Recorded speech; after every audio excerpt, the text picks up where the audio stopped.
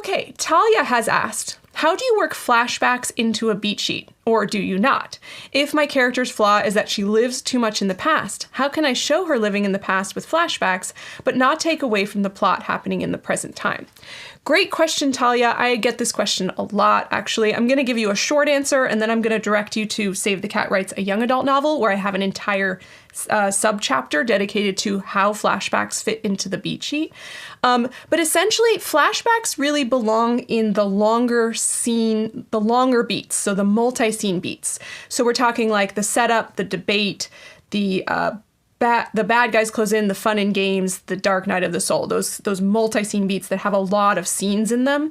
That's where you'll usually find flashbacks. Typically, we don't find flashbacks being used as the single scene beats, like the catalyst or the break into two, because those are turning point beats that are used to turn the plot in a new direction, and those usually happen in the present. Of course, there are always exceptions to all of that, but just on a, talking generally, that's usually how it's done. I think flashbacks can be used really effectively, particularly given your flaw, which is a great flaw for a character to have. In order to show that flaw, why not have her constantly being pulled back into the past? I think the thing to keep in mind here, and sort of the word of warning, is to make sure that the flashbacks are as engaging to read as the present.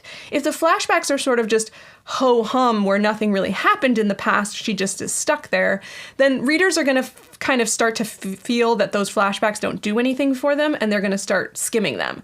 However, if the flashbacks are very enticing, they have some kind of important thing happen. Maybe there's trauma, maybe there's something really big that happened in the past, and that's why she can't let go of it. Then the flashbacks could work really well. I would just make sure that you're delivering them in a creative, succinct way that always leaves the reader wanting to know more about them. Not less, which essentially means leaving cliffhangers, only giving pieces of information.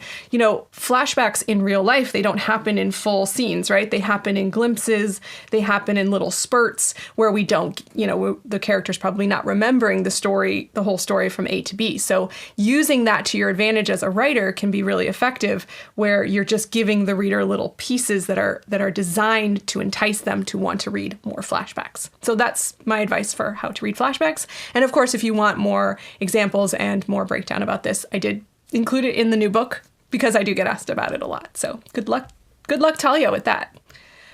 If you enjoyed this video, we've got a lot more on writingmastery.com. Check the description for links to our blog, free writing tools, and more. Happy writing.